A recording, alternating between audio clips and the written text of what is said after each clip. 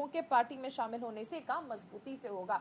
तो देखिए, इस बात में कोई दो राय नहीं है कि सिख समुदाय ने भारत के लिए किस तरह से बलिदान दिया है। आप देखते हैं जब भी जंग होती है या फिर युद्ध हुए, तब तक सिख समुदाय ने, आप कह सकते हैं कि फ्रंट रो में आकर, सिख समुदाय क्या, हमारे पूरे देश की सेना ने ही देश का मनोबल हमेशा बढ़ाया। और ऐसे में बीजेपी अध्यक्ष ये जिक्र करते हैं कि सिख समुदाय ने देश के लिए हमेशा से बलिदान दिया है।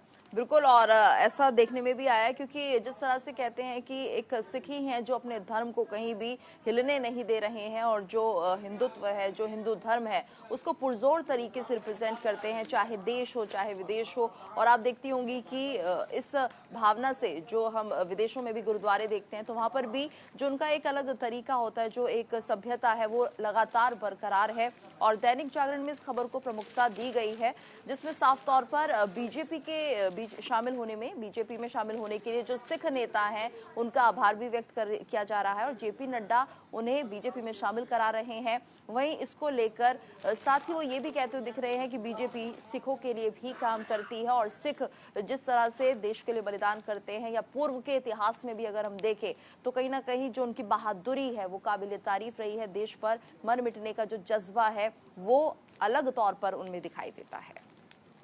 चलिए आगे बढ़ते हैं, और अब बात होगी अमेठी की और साथ ही रायबरेली की। तो अमेठी से ही उतरेंगे राहुल, रायबरेली से प्रियंका गांधी। ये खबर जो है दैनिक जागरण ने इसे प्रमुखता से दिखाया है, और मैं इस खबर को निकाल चुकी हूँ। देखिए, ये है वो खबर।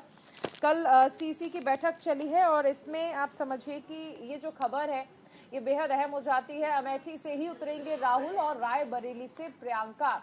सीसी की बैठक में इस बात पर देखिए पुरजोर तरीके से चर्चा की गई है, और कांग्रेस कार्यकर्ताओं का ये मानना है कि राहुल गांधी को एक बार फिर से अमेठी से ही चुनावी मैदान में उतरना चाहिए, और प्रियंका को रायबरेली से उतारने की इच्छा जो है वो कांग्रेस कार्यकर्ताओं के द्वारा उठाई गई है। लेकिन अंतिम फैसला इस पर कांग्रेस अध्यक्ष मल्लिकार्जुन खड़गे लेंगे, ऐसा कहा गया है। बिल्कुल, और ये देखिए कि जिस तरह से चारुल, कल हम लगातार इस खबर को अपने दर्शकों को दिखा रहे थे। सीसी की बैठक चल रही थी, काफ़ी गहमा गहमी थी उस वक्त, और जो मेन सीट थी वो थी अमेठी और रायबरेली की। तो ये जो दो सीट थी वो काफ़ी हाई प्रोफाइल है, और कांग्रेस का हमेशा से गढ़ भी रही है। तो ऐसे में अब मंथन हो रहा है, क्योंकि अमेठी सीट अब बीजेपी के पास है, तो लगातार ये चर्चा हो रही है कि राहुल फिर से अमेठी से ही चुनाव लड़ेंगे।